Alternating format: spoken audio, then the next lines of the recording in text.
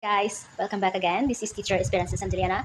For today's topic, I'm going to share with you if what are those requirements that you're going to prepare on how you're going to claim your authenticated board rating.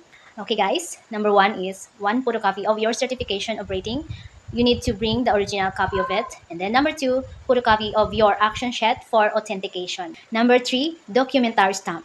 If purple documentary stamp, one piece only. If your documentary stamp is color brown, two pieces of it. You can buy at the PRC branch kung saan po located kayo. Sa amin kasi yung guard namin or yung ibang mga establishment sa loob po ng mall ay nagbibinta po sila doon po. Be sure also to bring your PRC ID kasi tatanungin po kayo ng ating PRC personnel about your PRC ID number, okay? Yung PRC ID number po natin ay makikita po ninyo sa harapan po mismo, okay? Yung registration number po, yun po yun.